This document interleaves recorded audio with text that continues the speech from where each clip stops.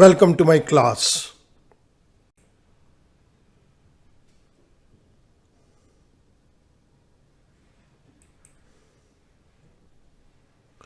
The Indian Contract Act 1872 इस particular video lecture के अंदर मैं फ्री कॉन्सेंट के अंदर दिए गए फ्रॉड के पॉइंट को टेकअप करूंगा. This is lecture number 57. Let's move on to the topic. Fraud section 17.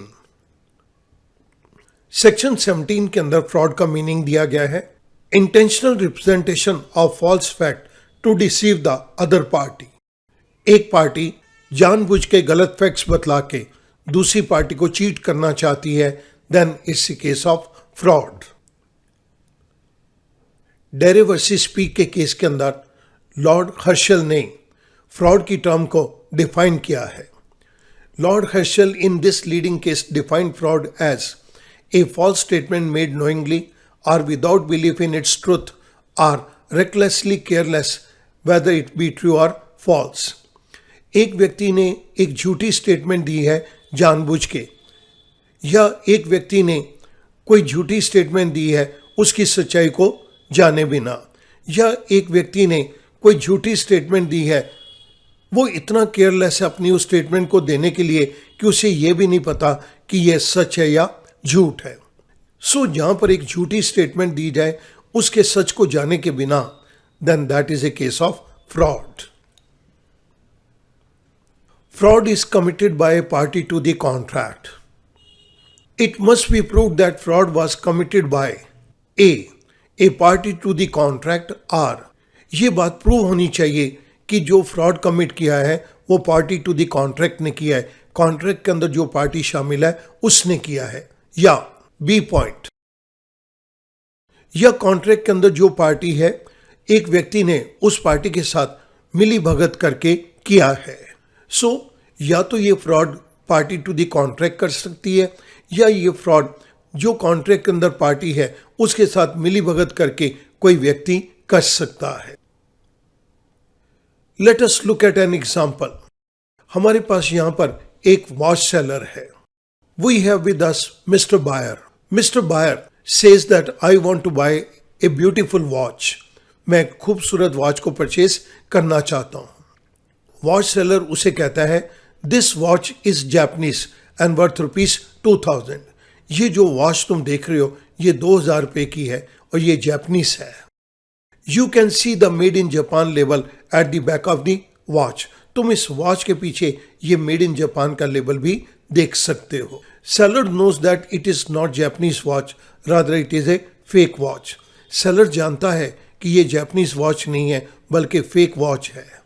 ये वॉच जापान के अंदर नहीं बनी हुई. Seller इस बात को भली भांति जानता है. On the statement of seller, the customer gives his consent to buy the watch. Seller की स्टेटमेंट के ऊपर भरोसा करके कस्टमर ने उस वॉच को परचेज करने के लिए अपनी सहमति दे दी. इस पर्टिकुलर केस के अंदर seller has committed a fraud with the buyer. Seller was aware of the fact कि ये वॉच जापानीज नहीं है, लेकिन फिर भी उसने intentional representation of false fact किया है, जानबूझ के गलत फैक्ट्स बतलाए हैं जिसके बेस के ऊपर कस्टमर ने अपनी सहमति दे दी. सो यहाँ पर यह कहा जाएगा कस्टमर की कॉन्सेंट फ्रॉड के थ्रू ली गई है. Essential elements of fraud. In order to commit fraud, the following point must be there. अगर फ्रॉड कमिट किया जाता है तो उसके अंदर ये सभी पॉइंट्स होंगे. The first point is the party had made a wrong representation of facts. एक पार्टी ने दूसरी पार्टी को गलत फैक्ट्स बतलाए हैं. Second point, wrong representation was made wilfully. जिस पार्टी ने गलत फैक्ट्स बतलाए हैं उसने ये गलत फैक्ट्स जानबूझ के बतलाए हैं. The third point, wrong representation was made with the view to deceive the other party. यहाँ पर एक पार्टी दूसरी पार्टी को गलत प्रेजेंटेशन कर रही है, उसके पीछे उसकी इंटेंशन चीट करने की है. Fourth point, the other party is actually deceived. दूसरी पार्टी को वास्तविकता में चीट किया गया है. The other party has suffered A loss. जिस पार्टी को रॉन्ग रिप्रेजेंटेशन ऑफ फैक्ट्स देके चीट किया गया है उसे लॉस भी हुआ है। जहां पर ये पांचों पॉइंट्स प्रेजेंट होंगे हम ये कहेंगे कि यहां पर फ्रॉड कमिट किया गया है। सो किसी भी फ्रॉड को कमिट करने के लिए इन पांचों बातों का प्रेजेंट होना जरूरी है। When is a representation considered as fraud? किन केसेस के अंदर जो कुछ कहा गया है उसे हम फ्रॉड मानेंगे? इसके अंदर मैं आपके साथ 5 डिफरेंट पॉइंट्स को टेक अप करूंगा। And the first one is suggestion of a false fact. एक व्यक्ति दूसरे व्यक्ति को जानबूझ के गलत फैक्ट्स सजेस्ट कर रहा है। Where the person makes a representation of a fact knowing that such fact is not true. जहां पर एक व्यक्ति किसी दूसरे व्यक्ति को कुछ फैक्ट्स प्रेजेंट करता है लेकिन वो जानता है जिन फैक्ट्स को वो प्रेजेंट कर रहा है वो सच नहीं है। इसके लिए एक एग्जांपल को देखते हैं। Where a seller sells locally manufactured product as imported one, charging a higher price, it amounts to fraud. जहां पर एक सेलर लोकली प्रोड्यूस प्रोडक्ट को इंपोर्टेड बता के उसके लिए हायर प्राइस चार्ज करता है, इसको फ्रॉड कहा जाएगा। Second point, active concealment of a fact. Where a person actively conceals a fact even though he has knowledge of such a fact. जहां पर एक व्यक्ति कुछ फैक्ट्स को बड़ी होशियारी के साथ, बड़ी चतुराई के साथ छुपाता है जबकि उसको फैक्ट्स की पूरी नॉलेज है, यहां पर हम कहेंगे कि उस व्यक्ति ने फ्रॉड किया है। Example, mister S, a furniture seller, actively conceals some cracks in the furniture by using some filling material and polishing it in such a way that the buyer, even after reasonable examination, cannot trace the defect. It would amount to a fraud. एक furniture seller ने एक table के अंदर filling material fill करके उसके cracks को छुपा दिया और उसको इस तरह से पॉलिश कर दिया कि अगर एक बायर उसका रीजनेबली एग्जामिन करता है, उसको देखता है, तो भी वो डिफेक्ट को ट्रेस नहीं कर सकता। सेलर का ये काम कि एक फर्नीचर में जहाँ पर क्रैक्स हैं उसके अंदर फिलिंग मटेरियल भर के पॉलिशिंग करके बायर को बेच देना और बायर को इस बात का पता ना चले, then this is termed as that he has committed a fraud. The third point, promise made without intention to perform. एक व्यक्ति प्रॉमिस दे रहा है लेकिन उसकी इंटेंशन उसको परफॉर्म करने की नहीं है। जहां पर यह केस होगा वहां पर भी यह फ्रॉड माना जाएगा। इसके अंदर मैं एक केस को टेकअप कर रहा हूं, DDA versus keeper construction company private limited.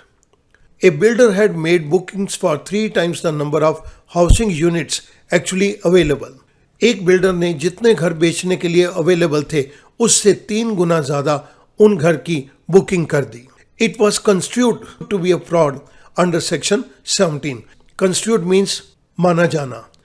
इस बात को माना जाएगा कि सेक्शन 17 के अंदर उसने ये फ्रॉड किया है, as this amounts to a promise which could never be perform. इस पर्टिकुलर बात का मतलब यह है कि उसने एक ऐसा प्रॉमिस दिया है जिसको कभी फुलफिल नहीं किया जा सकता। जहां पर एक व्यक्ति कुछ ऐसा प्रॉमिस करे कि उसकी इंटेंशन उसको परफॉर्म करने की बिल्कुल नहीं है, then this will be termed as a fraud. Fourth point, any such act or omission. कोई भी ऐसा एक्ट या ओमिशन, ओमिशन मीन्स भूल, कोई ऐसा काम कर देना या भूल कर देना जिसे कानून मानता है कि यह भूल नहीं है बल्कि ये फ्रॉड है। Any such act or omission as the law specifically declares to be fraudulent. कुछ कामों को कानून ने मान लिया कि अगर आप करते हैं तो ये फ्रॉड माना जाएगा, या कुछ ऐसी बातें जिसको कानून ने यह मान लिया कि अगर आप भूल करते हैं तो इसे फ्रॉड माना जाएगा। Example, under the Companies Act and Insolvency Act certain types of transfer of property have been declared to be a fraud. Insolvency Act के अंदर एक व्यक्ति दूसरे व्यक्ति को कुछ प्रॉपर्टी इतने लो रेट के ऊपर ट्रांसफर कर रहा है कि जिससे दूसरे व्यक्ति को तो फायदा हो जाए लेकिन बाकी के सभी क्रेडिटर्स को नुकसान हो जाए। इस ट्रांसफर ऑफ प्रॉपर्टी को भी फ्रॉड डिक्लेयर किया जाएगा। Fifth and the last point, any other act fitted to deceive. It cover all those acts which are treated as fraud but are not covered under any of the above 4 clauses। इसके अंदर वो सभी acts आएंगे जिनको हम fraud कह सकते हैं, लेकिन वो पहले की 4 पॉइंट्स के अंदर कवर नहीं किए जाते। सो लॉ ने एक 5th पॉइंट ओपन बना दिया, जो फ्रॉडुलेंट एक्ट पहले 4 पॉइंट्स के अंदर कवर नहीं किए जा सकते, उसको हम 5th कैटेगरी के अंदर डाल देंगे। So this is an open category. Effect of fraud, voidable contract.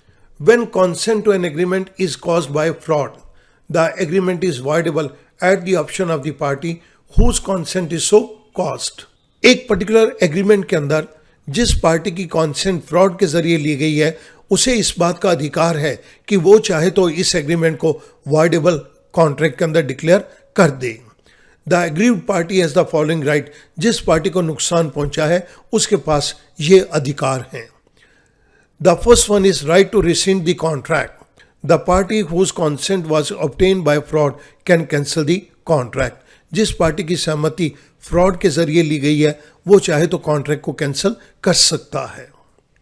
Second point, right to claim damages. Damages means monetary compensation.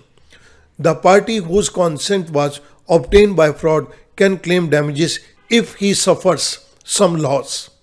जिस पार्टी की सहमति फ्रॉड के जरिए ली गई है, वो मॉनेटरी कंपनसेशन ले सकता है अगर उसे कुछ नुकसान हुआ है। The third point, right to insist upon performance.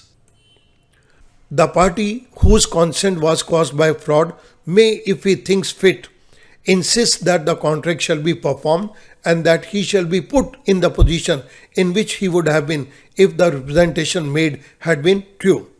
जिस पार्टी की सहमति कॉन्सेंट फ्रॉड के जरिए ली गई है, अगर उसे ठीक लगता है तो वो कॉन्ट्रैक्ट की परफॉर्मेंस के लिए कंपेल कर सकती है और उसे उस पोजीशन के अंदर लाया जाए कि जो स्टेटमेंट गलत दी हैं, अगर वो स्टेटमेंट ठीक होती तो जिस पोजीशन में उसको होना चाहिए था उसे उस पोजीशन पे लाया जाए। इस पॉइंट के लिए मैं आपके सामने एक एग्जांपल को टेकअप कर रहा हूं। Mister seller fraudulently informs mister buyer that his house is free from any charge. Seller ने फ्रॉडुलेंट तरीके से बायर को बतलाया कि इस पर्टिकुलर घर के ऊपर कोई भी चार्ज नहीं है। इट मीन्स किसी और का कोई राइट नहीं है। Whereas that house is mortgaged with a bank, जबकि वो घर बैंक के पास मॉर्गेज था। Mister buyer may avoid the contract. Mister buyer के पास पहला अधिकार तो ये है कि वो कॉन्ट्रैक्ट को कैंसिल कर दे। Or may insist upon its being carried out and the mortgage debt be redeem. Mister buyer ये भी कह सकता है कि नहीं, इस घर को तो मैं परचेज करूंगा और सेलर इस घर को बेचेगा, लेकिन जो मॉर्गेज डेट उसने क्रिएट किया है वो पहले बैंकर को इसकी रीपेमेंट करे। सो अगर सेलर बैंकर को रीपेमेंट कर देता है तो बायर को कोई नुकसान नहीं है। बायर उसी पोजीशन पे पहुंच जाएगा जिस पोजीशन के ऊपर रिप्रेजेंटेशन सच होती है। So student, effects of fraud के केस के अंदर हमारे पास 3 पॉइंट्स हैं। The first is right to cancel the contract, second the right to claim damages, and the third point is right to insist upon performance. Now let us talk about the summary. इस particular chapter के अंदर हमने fraud के सबसे पहले meaning को define किया। Then we talk about the essential elements of fraud. Next one was when is a representation considered as fraud, जिसके अंदर हमने 5 डिफरेंट पॉइंट्स को लिया। The first one is suggestion of a false fact. Second, active concealment of a fact. The third one, promise made without intention to perform. Fourth, any such act or omission. Fifth one, any other act fitted to deceive. Then we talk about the effects of fraud. First, the right to rescind the contract. Second, the right to claim damages. And the third one is right to insist upon performance. मैं उम्मीद करूंगा अब ये fraud के point को handle करना आपके लिए बहुत आसान हो जाएगा। Thank you very much.